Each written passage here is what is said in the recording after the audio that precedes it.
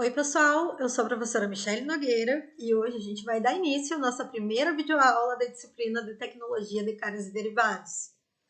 O tema que nós vamos trabalhar hoje faz parte da nossa unidade curricular 1 e vamos falar então sobre a introdução à ciência e tecnologia de carnes e derivados. A nossa aula tecnicamente hoje ela é bem simples, mas ela é fundamental para que vocês entendam alguns conceitos básicos para a compreensão do restante da disciplina.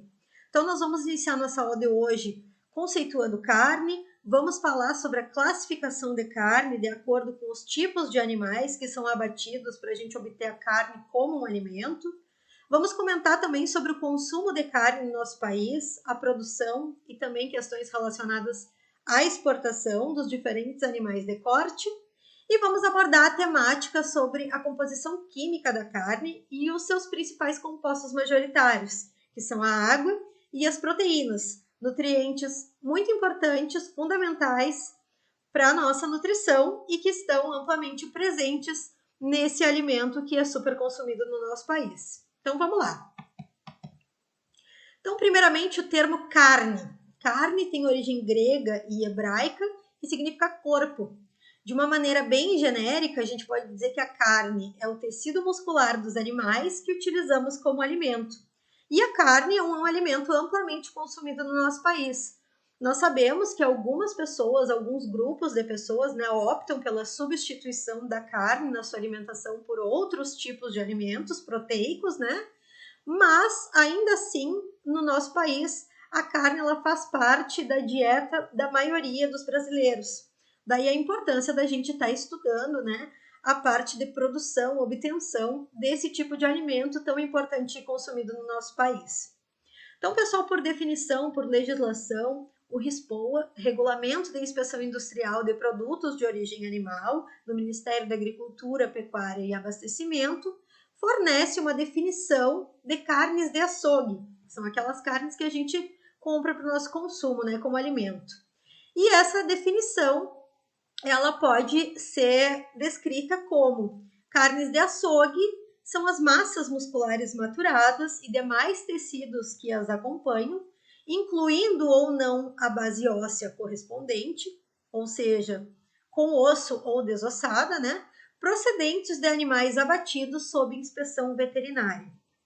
E essa última frase ela é muito importante nessa definição, porque a gente precisa saber a procedência desse alimento que a gente está comprando, E a procedência, ela diz respeito justamente à inspeção que é feita sob esse alimento. Nós sabemos que existem vários órgãos, que fiscalizam os estabelecimentos produtores, abatedouros, frigoríficos, E podem ser da ordem municipal, estadual ou federal, cada um com seus rigores, com as suas regras que devem ser seguidas. Mas é importante que a gente consuma esses alimentos com procedência, justamente porque vai garantir que a gente está adquirindo alimentos seguros, que são aqueles alimentos que não vão fornecer um risco à nossa saúde. Além de fornecer a nutrição básica, eles vão ser seguros. E essa segurança diz respeito a não fornecer nenhum perigo físico, químico ou biológico. Então, para a gente estar consumindo a carne como um alimento, sendo importante para a nossa nutrição e com a garantia de que é um alimento seguro realmente através da sua procedência.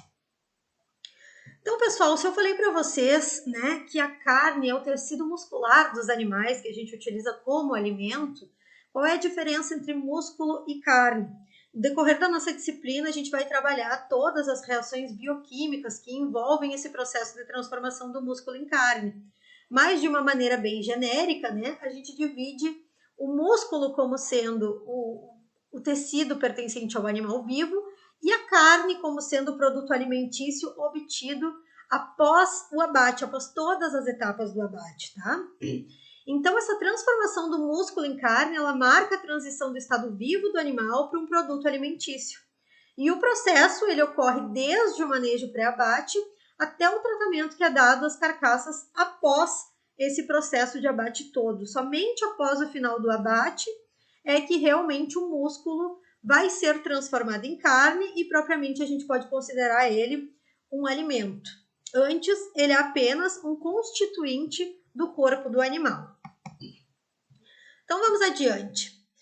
Essa carne, de acordo com o RISPOA também, ela tem a classificação em 2 grandes grupos, carne vermelha e carne branca, obviamente em função da sua coloração.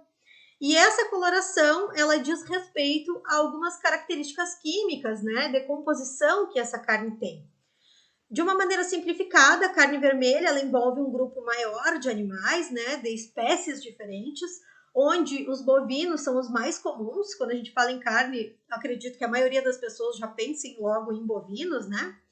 Então, além dos bovinos, os suínos, ovinos, bubalinos, que são búfalos, né? Caprinos, que são cabras, e coelhos, que apesar de não serem extremamente consumidos no nosso país, fazem parte dessa classificação.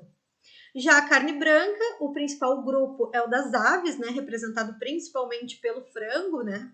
Pelas galinhas, que a gente consome com frequência no nosso país, e os pescados, né? Que tem a característica de ter a carne realmente bem branquinha. O que influencia nessas classificações, pessoal? A carne vermelha, ela tem um percentual, uma concentração muito maior de mioglobina, que é o pigmento vermelho do sangue do animal, que confere a característica propriamente vermelha da coloração da carne. Embora algumas espécies, né, que estão classificadas dentro do grupo da carne vermelha, como suínos, tenham uma coloração um pouco menos avermelhada, esses grupos eles são definidos justamente pela concentração desse pigmento mioglobina, que é muito menor nos animais de carne branca. A concentração desse pigmento é muito menor. Outra coisa também que diferencia esses 2 grupos é a concentração de mitocôndrias. Mitocôndrias está diretamente relacionado com o consumo de oxigênio para a atividade e locomoção desses animais. Então, os animais de carne vermelha, eles têm uma necessidade muito maior de consumo de oxigênio para que eles possam se movimentar.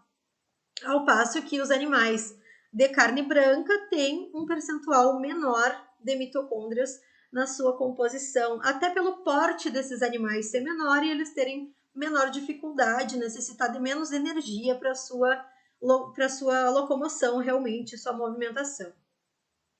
E também outra questão que envolve essa classificação é o teor de gordura, né? Onde a maioria dos animais eles apresentam um percentual de gordura maior normalmente que aqueles animais de carne branca, o que faz com que as pessoas que estão tendo dietas, por exemplo, com baixo consumo de gordura, tenham uma tendência a consumir mais carne branca do que carne vermelha.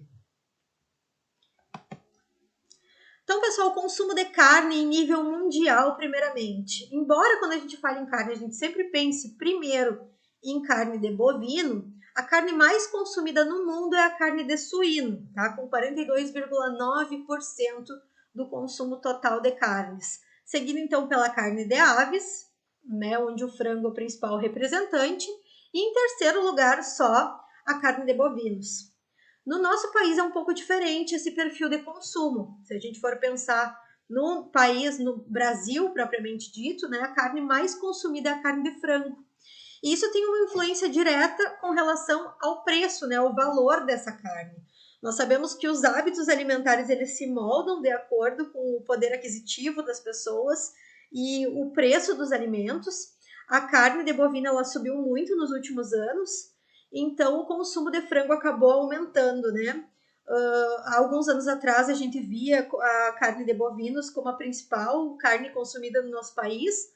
Hoje em dia, dados da Embrapa de 2017 mostram que o frango está disparado como a carne mais consumida no nosso país, seguida pela carne de bovino e, em terceiro lugar, suínos. Aqui no nosso Rio Grande do Sul, a gente tem um costume também de consumir carne de ovinos, que não é amplamente consumida no restante do país. E nós sabemos que esse perfil de consumo de carne, né, ele varia de acordo com as regiões do nosso país e varia também com os países, né, com as características culturais do mundo. Então, se a gente for pensar, por exemplo, em países que têm a religião de judaísmo, islamismo, eles têm a característica de não consumir carne de suíno, né? Não pode consumir carne de porco porque é considerado pecado para eles. Se a gente for pensar também, por exemplo, lá na Índia, a vaca é um animal sagrado, então não é consumido. Em vários países se tem um perfil de consumo, por exemplo, de anfíbios, como carne de rã, carne de sapo, né, que não é comumente observado aqui no nosso país, e são questões culturais. Então, esse perfil de consumo ele varia de acordo com as regiões do país e de acordo com diferenças culturais que a gente encontra em diferentes países do mundo. Falando um pouquinho sobre a produção de carnes no nosso país, nós já vimos que nós consumimos primeiramente a carne de frango, depois a carne de bovino, em terceiro lugar a carne de porco, né, suínos. Então, em relação à produção de frango no nosso país, o Brasil ocupa a segunda posição como maior produtor mundial de carne de frango. E com relação à exportação, né, ele é o primeiro exportador mundial, ele é o principal exportador de carne de frango no mundo, responsável por 36% das exportações mundiais. Já com relação a bovinos, né, o Brasil tem o segundo maior rebanho de bovinos do mundo. A gente observa aqui nesse gráfico, né, que o Brasil produz 23%, né, do rebanho bovino mundial, ocupando o segundo lugar. E uma pesquisa realizada pela USDA, o Departamento de Agricultura dos Estados Unidos, em 2018, né, colocou o Brasil como o principal exportador mundial de carne de bovinos do mundo, seguido posteriormente pela Índia e Estados Unidos e outros países com menor relevância com relação à exportação desse tipo de carne. Então é bastante significativo, né, gente? Já com relação à produção de suínos, né, nós produzimos uma quantidade bem considerável de suíno, somos responsáveis por uma quantidade de exportação considerável de carne de suíno para o mundo, ocupando o quarto lugar no ranking mundial, né, atrás apenas de 3 países. E é importante ressaltar que a gente não é considerável no sentido de importação desse tipo de carne. Por quê? Porque mais de 80% da carne de suínos produzida no nosso país, ela fica para consumo interno. Então, é um percentual bem baixo, embora ele seja significativo em nível mundial, de exportação da carne que é produzida no nosso país de suínos, que vai para outros países. Então, a nossa população ela é bem elevada, mas boa parte da carne produzida ela fica para consumo interno realmente. Então agora a gente vai falar um pouquinho sobre a composição química da carne. Então, pessoal, a composição química da carne ela varia muito de acordo com vários fatores. Tá? O primeiro deles é com relação à espécie do animal. Obviamente, né, se a gente for pensar na composição que tem uma carne de frango, uma carne de pescado, com relação à carne de suíno, uma carne de bovino, é muito diferente, né? A gente sabe que vai ter concentrações de gordura diferente, proteínas diferentes, né, em função da espécie. Então, essa é a principal variável de variação química, né, da composição da carne. Mas existem vários outros fatores ainda intrínsecos que são inerentes ao animal, né, que podem afetar a composição química da carne como alimento, né?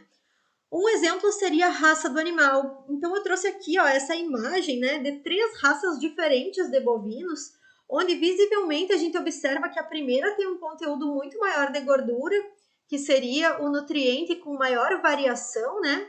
Seguida da segunda, que tem um pouco menos de gordura, e a terceira menos ainda gordura, né? A raça Nelore. Angus e Nelore, que são extremamente utilizados para a obtenção de carne no nosso país. E a gente vê que dentro de uma mesma espécie, né, de bovinos, tem uma variação bem grande na composição da gordura, principalmente, dos outros nutrientes também vai variar. Então, a gente vai dar sequência a esse conteúdo num próximo vídeo, na próxima parte da nossa disciplina.